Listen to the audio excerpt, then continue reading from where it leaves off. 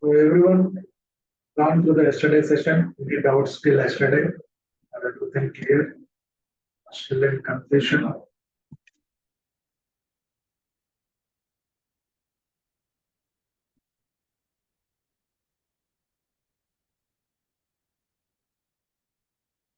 See, yesterday we have seen one example of calculating beta naught and beta 1 if we have only two data points. That is, let us suppose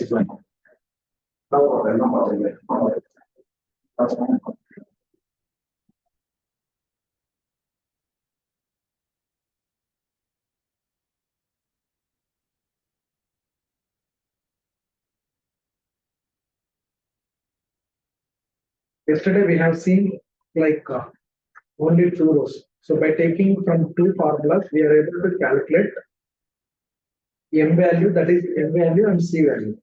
What if I have thousands of data points? What if I have lakhs of data points? So how can I identify the best coefficients?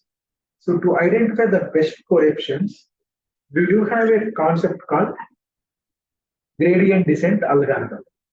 So we should know about the gradient descent algorithm. If you see, this is the best explanation from the analytics Vidya blog. So which you can refer for any machine learning concepts, any machine learning related concepts. This analytics Vidya is the best blog I can recommend to read about the concepts. So for example, linear regression, you can read it. And when it comes to logistic regression, you can read it.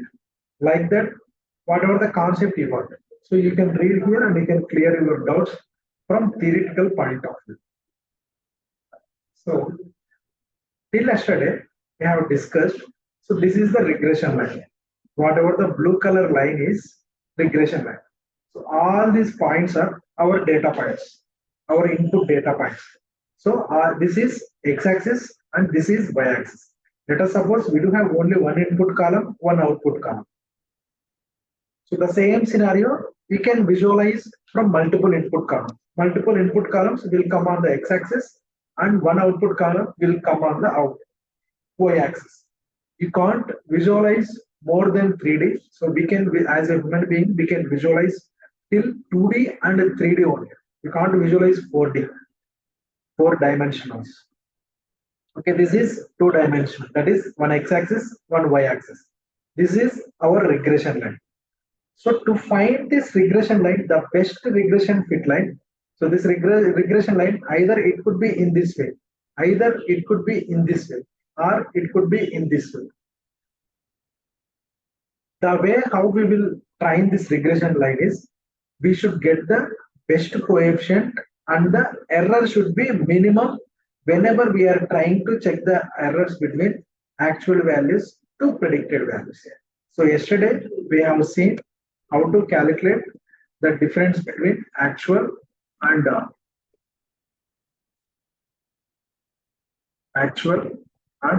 predicted. So this is actual value. So whenever my model is predicting, let us suppose actual is 10. So if my model is predicting 11, so the error I am getting here is 1. So like this, we will be calculating the errors, sum of squares of errors. That means, so another data point. So this one, another data point, this one, another data point. So 1, 1, 1, 1. So sum of squares of errors means 1 plus 1 plus 1 plus 1. Like this. So if you are getting more errors, you can add all those errors. This will be called as sum of squares of errors.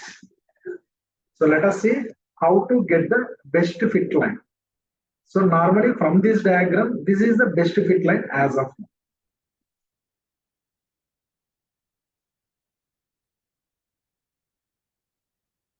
All these things we have already discussed.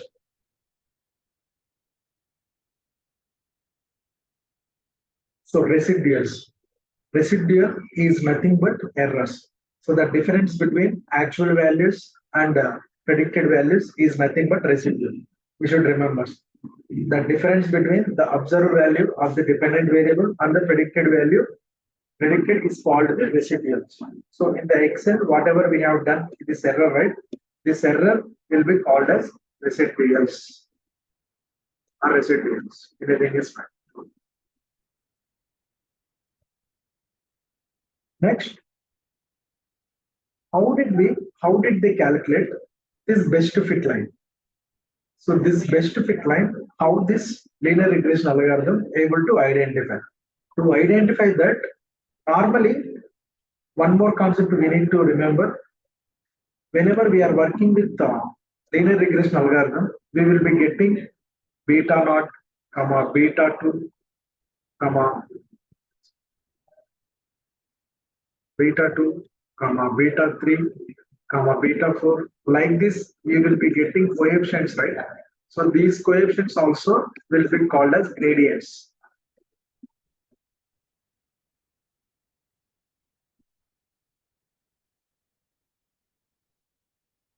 These also will be called as gradients.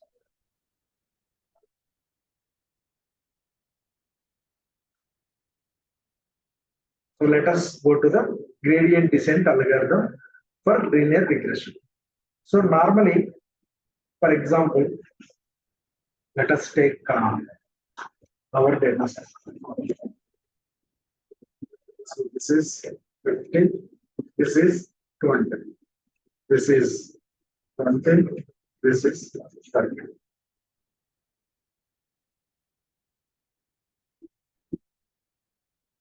So this 5, 20 minus 30, let us suppose 10. So here my error is, this will be called as SSR, sum of squares of residuals.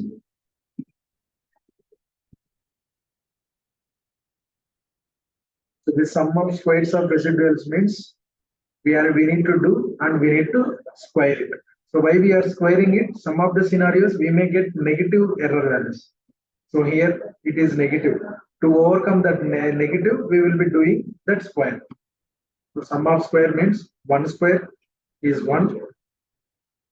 Again 1 square is 1. Again 1 square is 1. Again 1 square is 1. Next 5 square is 25. Next 10 square is 100. So this is my sum of squares of residuals. So how much value I got it? 10, 100, 25 plus 4, 129 is my SSR. That is sum of squares of errors. 129 I got it. So this is first iteration. At the first iteration, here somewhere I do have input data.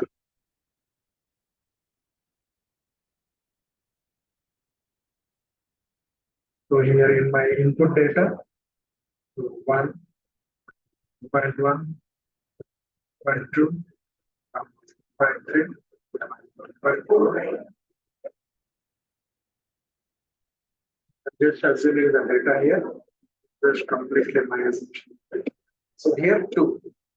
So this is my input data. This is my actual data. That is y. Actually is nothing but y.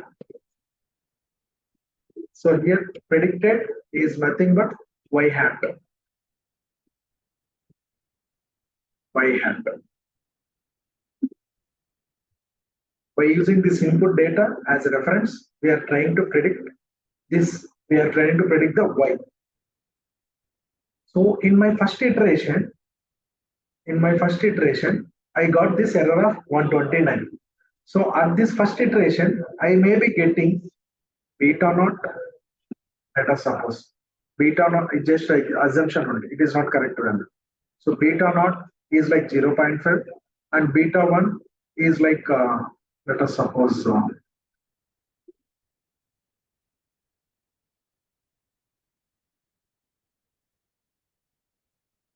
9.5. Let us suppose.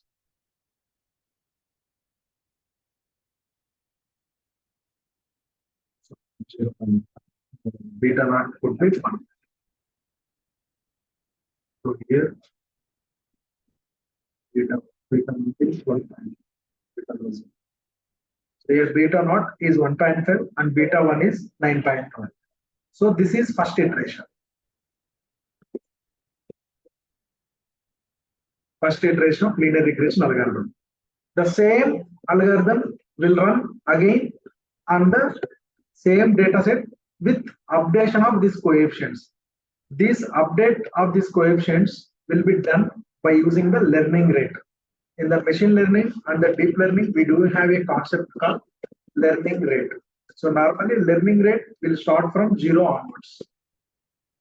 So either that is 0.01, 0.02, 0.03, 0.05, like that, 0.1, 0.6, the learning rate will change. So based on this learning rate, normally this learning rate will be denoted with alpha.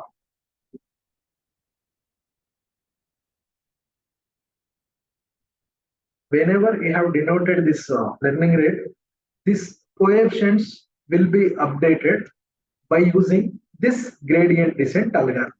That is the reason behind that.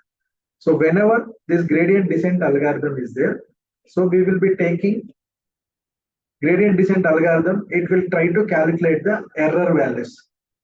So if you see, whenever at the first iteration, this is the error rate. Let us suppose this value is 129. In the second iteration, the error rate will decrease to 120, let us suppose. So in the second iteration, I may have taken 1.51 is my beta naught, let us suppose, just assumption only, and beta 1 equal to, so 9.1, let's just suppose. So here, my error is sum of SSR, not error, it's SSR. Sum of squares of errors is 120. That is, in the second iteration, I was able to reduce the error by using this learning rate and by using this gradient descent algorithm. And this gradient descent algorithm, by default, it will use learning rate. Okay. So step by step, it will do iteration and it will try to reduce the error as much as possible, minimum in the way. So it is decreasing, decreasing, decreasing, decreasing. This is our optimal value. Wherever we are getting our error value as minimum, those coefficients are best coefficients for us. By using that best coefficients, we will be drawing the regression line. And again, it will start increasing the error. See, at this point, the error is minimum. Again, whenever you are increasing another iteration, for example, till 50 iterations, I was able to get this accuracy. After 51 iteration, again, it start increasing the error rate. 52 increase, 53 increase, 54 increase, 55 increase. So this will be called as convergence. So wherever I am getting less error rate and the model is giving the best coefficients will be called as the convergence. So here, to make it possible to find out the error, we will be using the cost function. So cost function is nothing but whatever the performance metric we have taken yesterday, right? Mean square error. So that mean square error is the by default cost function for this linear regression algorithm. That is what it is mentioned. Gradient descent is one of the optimization algorithms that optimize the cost function to reach the optimal minimal solution. To find the optimum solution, we need to reduce the cost function for all data points. This is done by updating the values of beta naught and beta 1 iteratively until we get an optimal solution. The regression model optimizes the gradient descent algorithm to update the coefficients of the line by reducing the cost function by randomly selecting coefficient values, then iteratively updating the values to reach the minimum cost function. Whatever the coefficient values we are seeing, right? So these coefficient values will keep on updating from one iteration to another iteration. So here, once one iteration is completed, we will be calculating predicted values and we will be finding out the MSE value. MSE is nothing but mean square error. By using this mean square error, we will be telling wherever we are getting good accuracy. Okay. So this is entire thing is behind the process of linear regression algorithm. We should understand that linear regression algorithm clearly. So anyway, for the working nature of this linear regression algorithm, we will be using this simple line of code importing linear regression. But whatever the concepts we have discussed, everything is behind that algorithm. So one more thing want to discuss. This is gradient descent algorithm. So in the gradient descent algorithm, if you use high learning rate, there may be a chance of jumping this gradients from one place to another place. It's like jumbling it will do. So first iteration it will do the accuracy, we will get the error rate here. During the second iteration, we will get the error rate here. Third iteration, error rate here. But if you do slow learning rate, the errors will decrease slow by slow. So gradually. So we should do model building like this only. We should get the best coefficients by using this gradient descent algorithm with lower learning rate only. If you use very slow learning rate also, that is also another problem. It will take a lot of time. This learning rate, this cost functions, we will be using more in the deep learning algorithms. But this linear regression, by default, it is using the mean square error as the cost function to reduce the errors from one iteration to another iteration. So normally we should know how these gradients are updated by using this gradient descent algorithms. To update beta naught and beta 1, we take gradients from the cost function. To find these gradients, we take partial derivatives of beta naught and beta 1. This is completely mathematical derivation of how beta naught and beta 1 will be updated in second iteration. From second iteration to third iteration, for third iteration to fourth iteration. All these things can be calculated by using this formula. There is no need to remember about this formula and don't confuse yourself. The only thing I'm expecting is you should be clear in the theory. So whatever we have discussed till now, we should be clear. So this formula, if you remember, this is beta naught plus beta 1 xi is the y hat value. That is the prediction value. And this yi is the actual value. Whatever we have done here, right, in the example, predicted minus actual. That is what it is doing here. Beta naught plus beta 1 x1 is nothing but y hat. So what we are doing, they are doing the partial derivatives. In our mathematics, we do have a concept of derivatives and integrations. If you do derivatives, this square will be done with multiplication. So again, you need to learn derivatives, integration, all those things. If you have more interest in mathematics, you can go through some of the videos of derivatives and integrations on YouTube, and you can go through them. So this is the process of updating the beta naught and beta 1. So like this, beta naught is updated from the previous beta naught value, and beta 1 is updated from the previous beta 1 value. See here, alpha, whatever the learning rate we are doing, right? So that is the learning rate we are considering here. So by default here, the learning rate is 0.01. So in the deep learning algorithms, we can change this learning rate, all those things. Excuse me, we are only considering that alpha values, right? By default, no. By default, it is 0.1. Yes.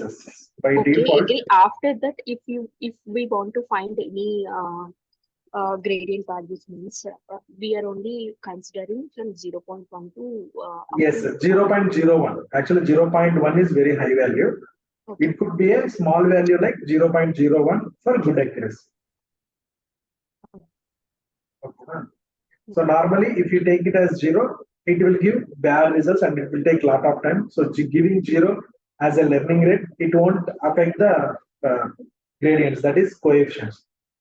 So we need to try with 0.01, 0.02, 0.04, like that. But this linear regression algorithm, by default, it came up with some specific learning rate. It will consider that learning rate and it will consider that cost function as MSE only, mean square error. But in deep learning algorithms, we do have a facility of manipulating the cost functions. So we can use mean absolute error. So there are some other cost functions are there. So that will cover, we will discuss in the deep learning. But for linear regression, whatever the MSE, MSc, if you remember, yesterday we have considered MSc as our performance metric of our ML model, regression model, right? The same MSc is part of this gradient descent algorithm. So this gradient descent we will be using to get the best fit line, that is to get the best parameters for the regression line. Don't worry about this. If you read it line by line, you can understand.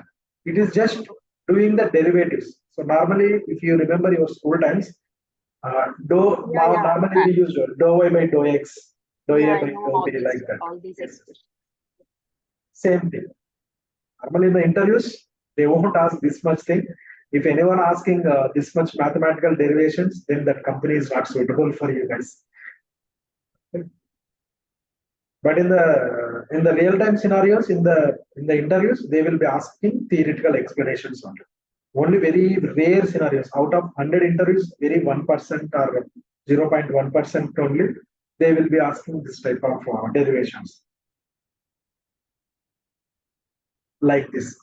So like we will be calculating the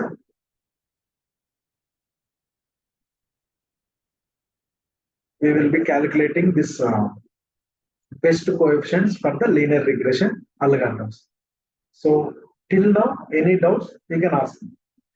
If you have any, if you are clear, I will move on to the assumptions. Learning rate అంటే దేని base చేసుకొని calculate చేస్తాము. See, here learning rate on what basis it is calculated. That is the question which I got now. So normally learning rate is part of the gradient descent algorithm. It's not part of the linear regression algorithm. So for linear regression, we will be using gradient descent to update the coefficients. As we discussed in this Excel sheet, so first I got beta naught and beta 1. So 1.5 and 9.5. How can I update this beta 1 and beta naught? I need some measurement, right? I need some value to add it. So how can I add 1.5 to 1.51 and 9.0 to 9.5? Sorry, 9.5 to 9.51. How can I do that? To do that, I need learning rate. That learning rate will be added there. So once that learning rate is added, the coefficients will update. Again, we will check the accuracy. Again, the error rate will change. Again, the values will change. Like this, iteration by iteration, the coefficient values will change. And we will finalize with the coefficients wherever we are getting very less mean square errors. So how that will be find out means, for example, I got in my first iteration MSc as 200, let us suppose. So in the second iteration, I got MSc as 190. So in my third iteration, I got MSc as 170. So in fourth iteration, I got MSc as 150.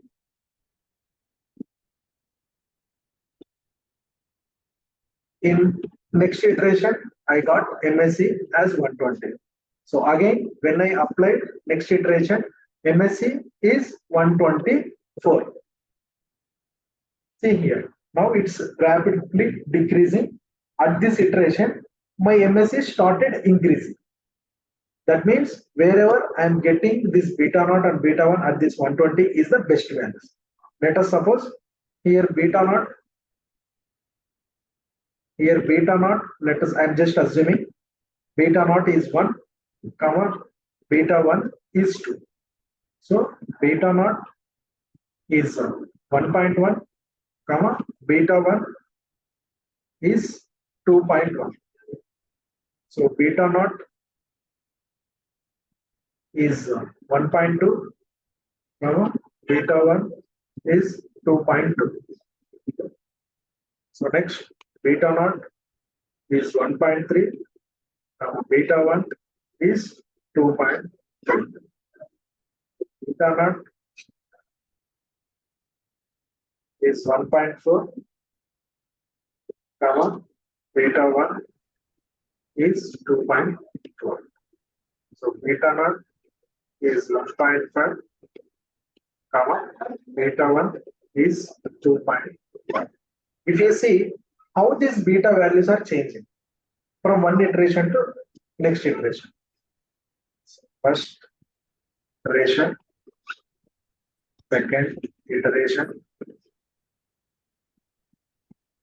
like this. So to change these beta values, we will be using learning rate as a reference. We'll add the learning rate to the. We'll add that learning rate to the formula, whatever we have seen here. If you see in the formula below, this is how the learning rate is added. Sir, that MSc 120 is considered as optical value, right, sir? See, here not 120 value is not the optimal value. This is the minimal value out of all the values. Okay, na? This 120 is the minimum. So here again MSc is calculated as 127. This is just a value. Here you should remember, like you should understand, like wherever we are getting MSc as very less, whenever we are applying the gradient descent algorithm, those coefficients are the best coefficients for me. Yes, sir. So this is the MSc 120 and these coefficients are best coefficients. So whenever we check in our yesterday's code, right? In our yesterday's code we have checked dot intercept, dot coefficient. These are the best coefficients. That means at this intercept value, at this coefficient value, we got less MSc value. That is the entire thing behind happened in this linear regression algorithm. Whatever the mathematical we discussed till now, right? That is part of this linear regression algorithm. Clear, everyone?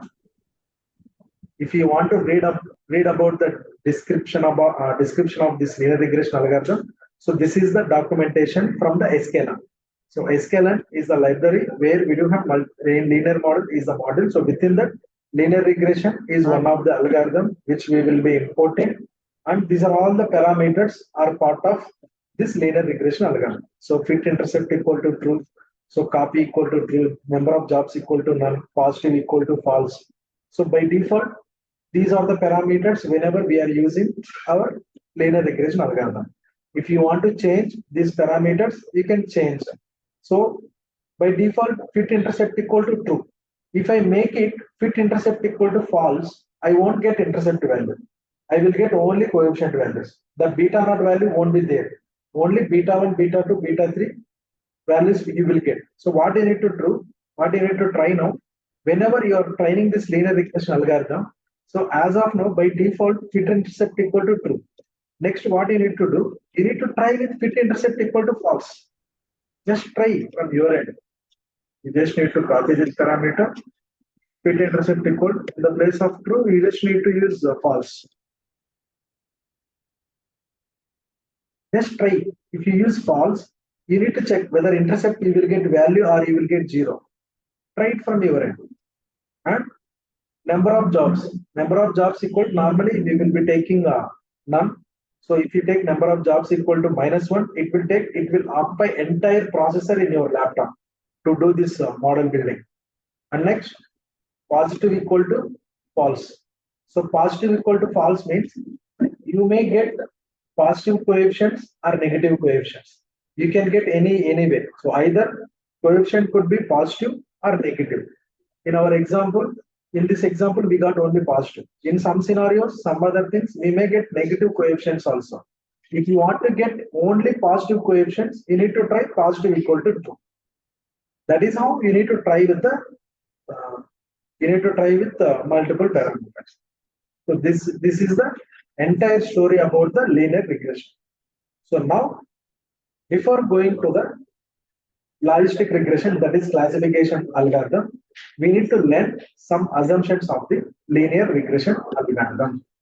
So let us read the assumptions of the linear regression algorithms. So this is one of the most important interview question you will get. See, in the real time, you won't use linear regression, but in the interviews, you will face questions related to this linear regression and logistic regression only. Why? Because these are the basics of machine learning and deep learning. Entire deep learning also will work on this gradient descent, learning rate, all these things only.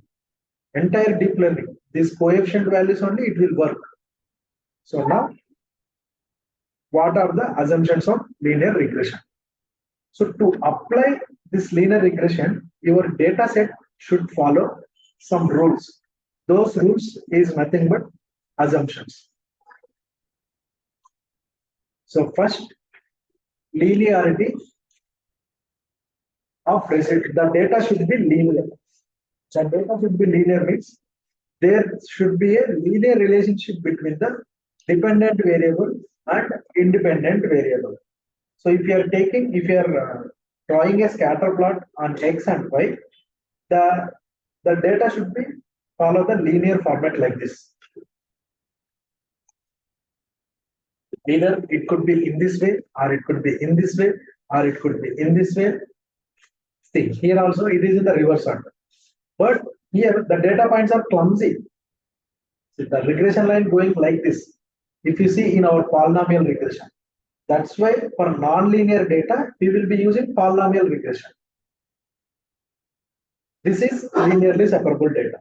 So the first assumption is the data should be linear. The data should be linear means there needs to be a linear relationship between the dependent variable and independent variable. That is the first assumption. And the next assumption is independence of residuals. So independence of residuals means the error terms should not be dependent on one another. So there should be no correlation between the residual terms. The absence of this phenomena is known as autocorrelation. Okay, independence of residuals. The residuals, that is the errors, whatever we are calculating errors, those errors should not be dependent on one another. So for one row, you are calculating error, and second row, you are calculating another error. Those errors should be independent, not be dependent means independent. You just need to by heart these assumptions. There is no other way. And next, the mean of residuals should follow a normal distribution with a mean equal to 0 or close to 0. This done in order to check whether the selected line is actually the line of best fit or not. If the error terms are not normally distributed, suggests that there are a few unusual data points that must be studied closely to make a better model. So normally in the statistics, we do have one distribution called normal distribution data. So like this bell curve. This bell curve is nothing but normal distribution data. In the normal distributed data, the mean is always 0. So if you draw the residuals in this by using this plot, the residuals plot should be in the format of normal distribution. If the residuals is not in the format of normal distribution, whatever the algorithm we fit, that is also not good. Okay. And next, equal variance of residuals. If you plot residuals, the residuals should follow the same variance. That means it should follow in this manner. It should follow, the error should not change. Must have, the error terms must have constant variance. That is, whatever the error data points you are getting, right? So this is the data point. The difference between this data point to this red color line is nothing but error, and this could be called as variance also, we will be calling from this perspective.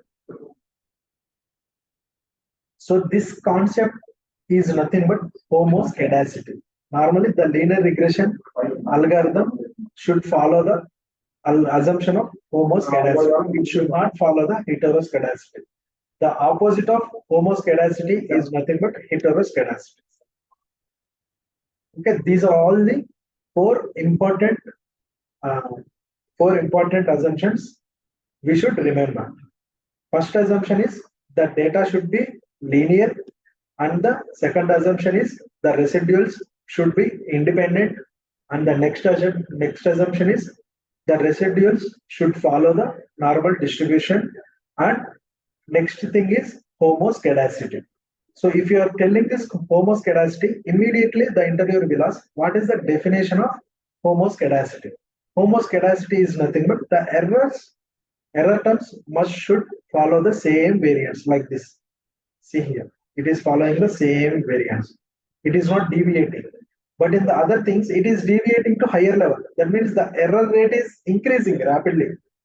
In this example, the error rate is not increasing. It is somehow little bit there only. For example, if I am getting error rate as 10, some other data points also I am getting error rate as 10.5, 10.6, 11, 12, 13, within that range only. But here the range is completely deviating. So 10, 15, 30, 40, 50 like this. We should not get like this. If you are getting errors like this, that will be called as heteroscedasticity. Okay. That is how we need to understand about the assumptions of this linear regression. So the same scenario will apply it for multiple linear regression also. So next, feature selection from this linear regression algorithm. So feature selection is nothing but I do have 50 columns in my data set. I fitted linear regression algorithm. So when I fitted this linear regression algorithm, I will be getting coefficient values. So wherever I'm getting highest coefficient value, that feature is important to me. That is how you need to tell. You need to tell how the algorithm is performing well. Excuse me. So multicollinearity is one of the thing which we need to check. That is, if more than two features are highly correlated, then that will be called as multicollinearity. So now normally to find out the multicollinearity, we will be using two concepts. One is pairwise correlation, and next one is variance inflation factor. So variation inflation factor formula is nothing but VIF equal 1 divided by 1 minus R square. So normally in the industry, if the VIF is greater than 10, then we will be telling there is multicollinearity is there in our data set. If VIF is less than 5 or less than 10, we can tell, okay, then it is good. So it is good value. There is no need of removing features. If VIF is greater than 10, then immediately what we need to do? We need to remove the highly correlated features. That is what we need to do. This is the multiple examples. See, whatever the TV radio example we have considered, the same example considered here also. It is with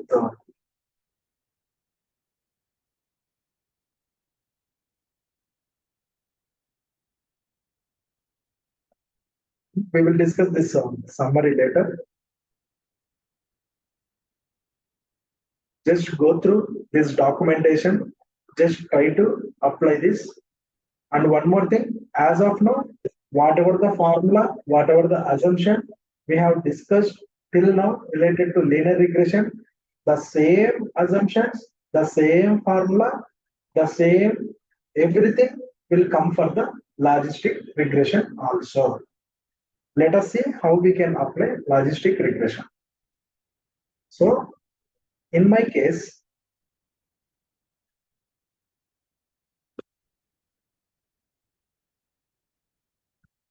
this is regression.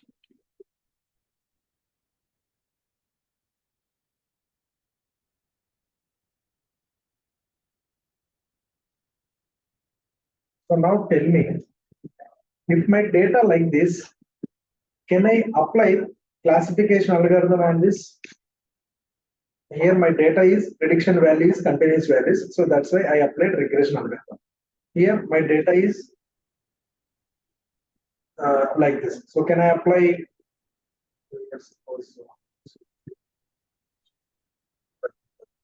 So can I apply classification algorithm here? And here it is the continuous value. What we can do, we can convert these continuous values into the class labels. So let us suppose, let's define the range.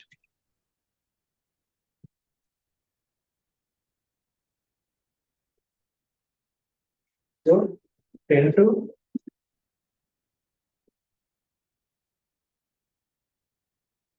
19, variable 0, and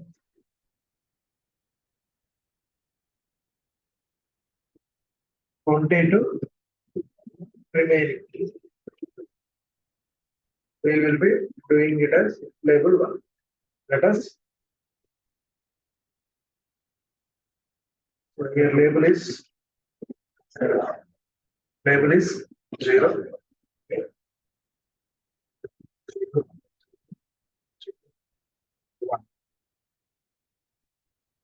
Let us take the same example. 20. How many marks the students will get under regression?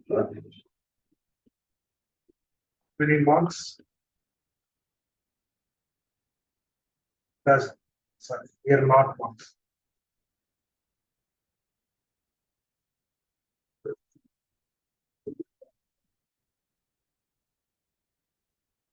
What is the class? That is first class, second class, third class, fourth description. We are getting this many. This is multi-class as usual. So next problem statement is like whether the student pass or not. This is binary classification. So here what I'm doing. So input data is let us suppose student hours studied. So 3 hours, 4 hours, 6 hours, 3 hours.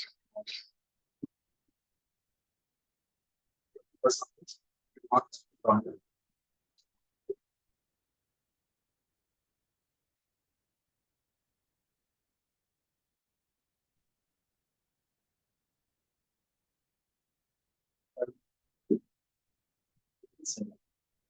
These are all the marks I got. So in our first case, by using the linear regression algorithm, I was able to predict these marks. So normally my data set is like this. Pass or fail. So first person is fail, second person is fail, so third person is pass, pass, pass. So in my regression, what I will be doing, I will be taking these two. So student in hours is input data and marks is output data. But in the classification, I will be taking student hours and pass or fail.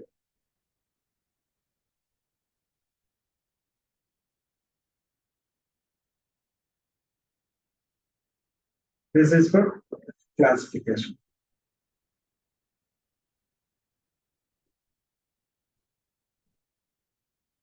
So for classification, what we are trying to do, we will be taking this fail as, let us suppose 0, fail as 0, this pass as 1, 1, 1. In the regression, we will be getting y value directly from y equal to mx plus c. If I use the same formula for classification, also I will get y value as continuous value only. Where I will get y as so 10, 20, 30, 50, like that I will get. I want to get this y value in the format of these labels, like 0, 1, 1, like this, 0, 1, 2, something else like this. To make this, to get y value in the labels, we will be using a concept called sigmoid function.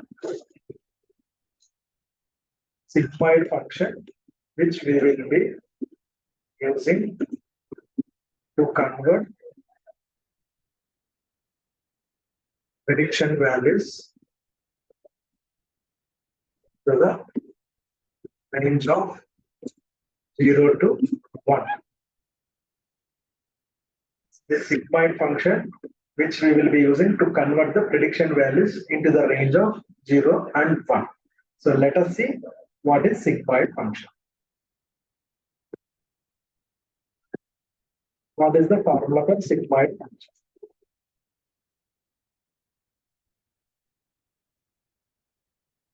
This is the formula for sigmoid function.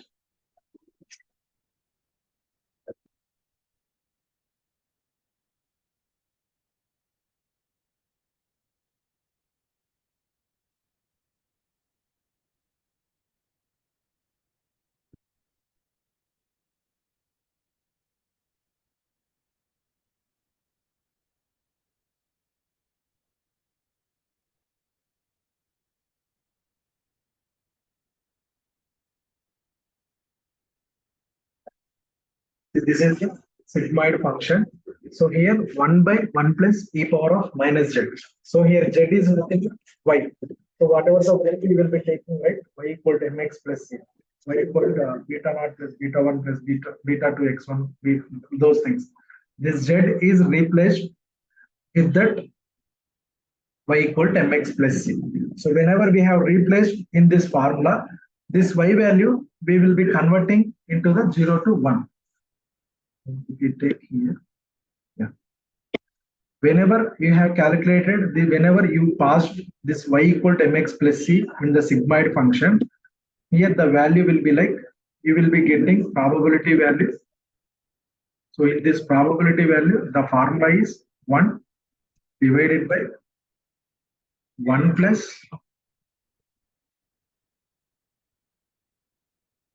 so 1 E by power. 1 plus e power of what we will be getting. So beta naught plus beta 1 x1. If you substitute, if you find out this, if you calculate this formula, you will be getting probability value from 0 to 1. If probability value you will be getting is less than 0.5, the logistic regression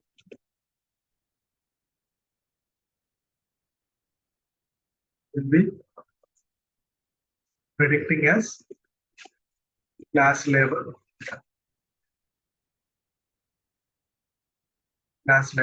0. The same scenario, if probability value is greater than or equal to 0.5, that will be predicted as label 1.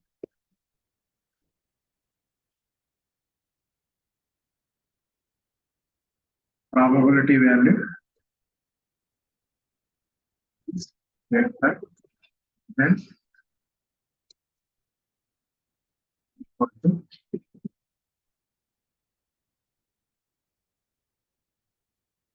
this is the theory behind the logistic regression. See, the only difference is linear regression and logistic regression will work on the same formula. The only difference is in addition to that y equal to mx plus c, we will be using sigmoid function to find out the class levels. That is the only difference. So let us explore excellent documentation of logistic regression. So like this, you need to read each and every algorithm documentation. Okay. So these are the important algorithms for interview point of view. So that's why I'm explaining all those things clearly to you. See, in the classification, we may get so class level 0 as if you see this example here, 0 classes are 2 rows only, but in the class ones are 4. Normally, this type of data set we will be calling as imbalanced data set. So we will discuss this imbalancing nature, all those things whenever we are doing the real-time projects. Don't worry. So by default, it is taking multi-class as an auto. So logistic regression can handle binary classification or multi-class classification, anything it can handle. So the same parameters with intercept. So class weight equal to none. That means it is taking minority class as it is minority class, and minority class is nothing but so that is label 0 is called as minority class, and this label 1 is called as majority class. Why? Because here the number of rows are less, 2 only. Here the number of rows are 4. That's why it is called as majority class. Normally in the real time, you will be getting so for example, let us take credit card fraud. If you take credit card fraud, normally fraud transactions we will be getting in hundreds. Fraud transactions either it could be 2,400 like that, but not fraud transaction you may getting in lakhs. Let us suppose you will be getting 3 lakhs. This will be unbalanced data set. So 2,400 and 3 lakhs. This is completely unbalanced. That's why it is called as unbalanced data set. To make it equal, we will be using this parameter. Okay.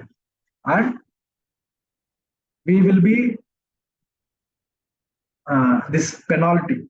This penalty is nothing but L1, L2 and elastic net. These three are the penalty things. That is, this penalty is nothing but these are the regularization techniques to improve our regression line. So this L1, L2 and elastic net, these three are nothing but regularization techniques which we will be using to improve our linear regression and logistic regression algorithms.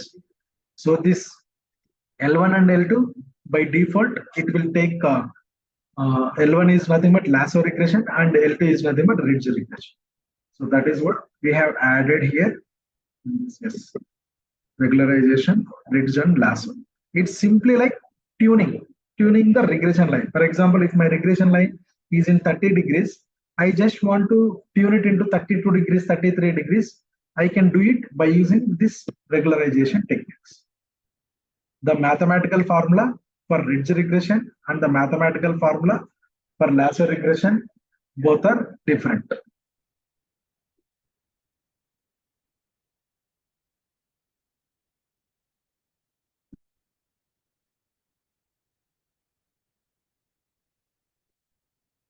Actually, this is the website UCI where we will be using, where we can get multiple open source data sets. You can go through this website and you can get it. So here I directly fetch the data, some open source data for explanation purpose. You can go through this and you can read it and you can execute it. See, in the first example, I applied linear regression. In the second example, I applied ridge regression. Whenever I have applied this ridge regression, there may be a chance of improvement in the accuracy. That is, error rate may decrease. And this lasso regression also, same thing. And this lasso regression will try to penalize the coefficients. If some of the features are not important, this lasso regression will try to make those coefficients into 0. See here. This means all these coefficients are not important. Wherever you are getting coefficient as 0 point, right? So these features are not important. Only these features are important. These features are important.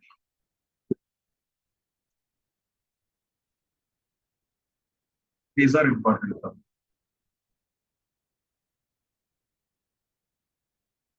Okay. So what I am expecting from everyone is just read the theoretical part, whatever I have provided, and just refer this Analytics Vidhya blogs also. Go through all this documentation, try to read it thoroughly and try to make your notes on your own.